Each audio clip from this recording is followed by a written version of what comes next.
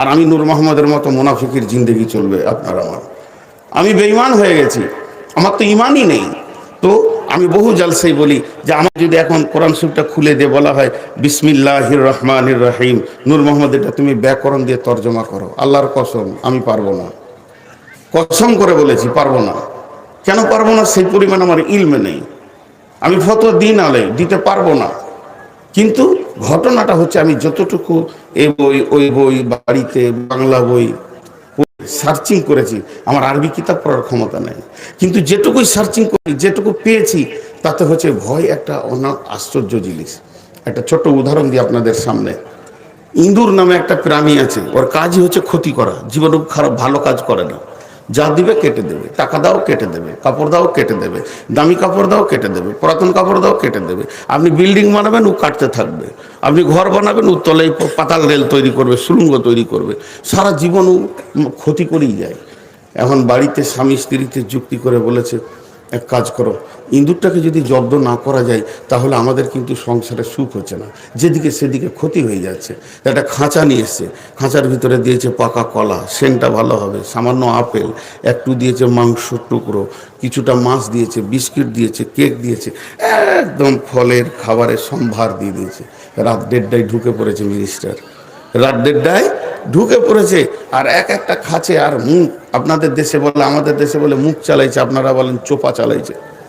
চোপা চালাইছে বলছে আমাকে দিবে না, মানে ও দিবে না, ওর বাপ দিবে, ওর গোষ্ঠী বংশকে সবকে শেষ করে দিয়েছে আমি ঘর বাড়ি কেটে, ও আমাকে দেবে না মানে কি ভেবেছে কেউ? খেতে খেতে খেতে খেতে ওর বক্তব্য শুনতে এসছে 30টা ইঁদুর, তার মধ্যে একটা ছোট ইঁদুর বেশি লাফাচ্ছে, ছোট তো, বলছে কাকু আমাকে একটু দাও, তুমি একা খাবে? বলছে তুইও চলে আয়, তোর সাথে তো আমার দুশ্মনী নেই। তখন বলছে কাকু দরজা বন্ধ। যেই বলেছে দরজা বন্ধ, তো আর থেকে গেছে স্টার্ট। কাকু কালা খান ভালো লাগে, বিস্কিট, মাংস, ভাজা মাছ একটু না, কেন ভালো লাগছে না? কেন? মুহূর্তের মধ্যে তোমার সব স্বাদ হারিয়ে গেল কেন? সেটা ছিল ভয়। এবার দেখতে পেয়েছি আমি মত যে খাঁচায় ঢুকেছি, ভয় ওকে এত কাবু করেছে। তো মানুষ পাপ করছে, আজকে পাপে আমি লিপ্ত, আপনি লিপ্ত, সে লিপ্ত, ও লিপ্ত, গোটা পাপের জগতে থই থই থই থই থই থই করছে। কেউ প্রকাশ্যে, মূর্খরা প্রকাশ্যে নেংটি মেরে ঝগড়া করে, আর শিক্ষিতরা গোপনে গোপনে ঘুষ ঘুষ করে ঝগড়া করে। কেউ পাপ থেকে বাকি নাই। আপনি চশমাটা খুলে লোকের মেয়ে দেখছেন, আমি চশমার ভিতর থেকে 40 বার দেখেছি। কেন? আমার পোশাকটাতে মনে হচ্ছে আল্লাহর ওলি, কিন্তু আমি হচ্ছে 1 নম্বরে এই মহফিলের চিটার। আমার পোশাক দিয়ে আমি সমস্তকে ঢেকে রেখেছি, আমার ডিগ্রি দিয়ে আমি সমস্তকে ঢেকে রেখেছি, কিন্তু কিয়ামতের মাঠে মানদণ্ডে দেখা যাবে চিটার নম্বর 1 আমি। তো এত পাপে লিপ্ত হচ্ছে কেন মানুষ? তার একটাই কারণ, একটা কারণ খুঁজে পাওয়া গেছে, তাদের মধ্যে আল্লাহর ভয় নাই। মানুষকে পাপ থেকে সরাতে পারবে একমাত্র আল্লাহর ভয়।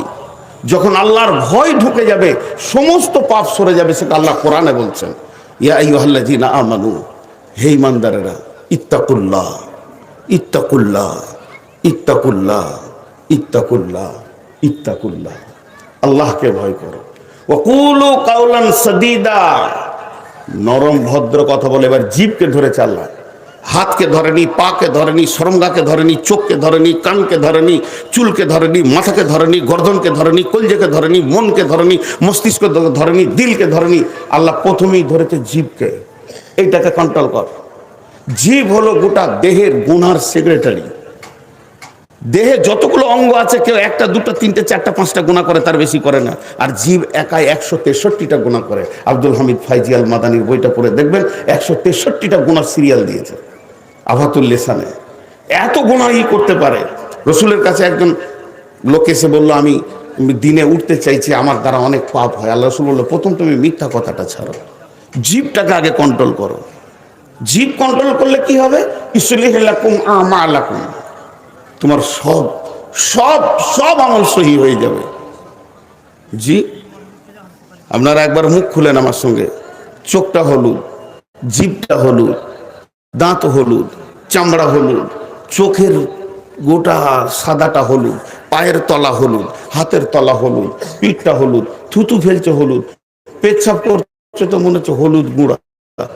রোগটা কি? কথা বলে না। রোগটা কি? তাড়াতাড়ি ভালো করার বুদ্ধি হচ্ছে দামি বেলকো কোম্পানির রং নিয়ে এসে ওর গায়ে মেরে দেন, সব হলুদ সাদা হয়ে যাবে।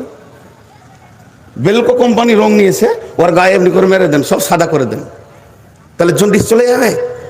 ডাক্তারখানায় যখন যাবেন তখন ডাক্তার এইগুলো দেখে আপনার চিকিৎসা করবে পাকস্থলী, কারণ মেন ওইখানটা, ওখানে জন্ডিস নামে একটা জীবাণু আক্রান্ত করেছে।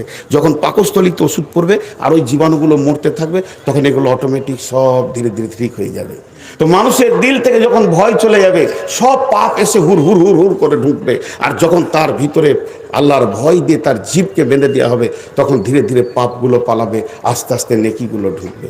আল্লাহ তাবারাক ওয়া তাআলা কোরআনে বলেছেন, কি বলেছেন? ইন্না সলাতা তানহা আনিল ফাহশাই ওয়াল মুনকার। তোমার নামাজ কতটা কবুল হলো কি করে জানবো? আমি এখনই 4 রাকাত এশা পড়েছি, 2 রাকাত ফজর পড়বো, আবার আমি পড়েছি 2 রাকাত এশা কসর করে, আমার নামাজটা কতটা কবুল হয়েছে আমি কি করে বুঝবো? তার বোঝার একটাই রাস্তা, কলসিতে যতটা পানি ঢুকবে অতটা হাওয়া বেরিয়ে যাবে। তোমার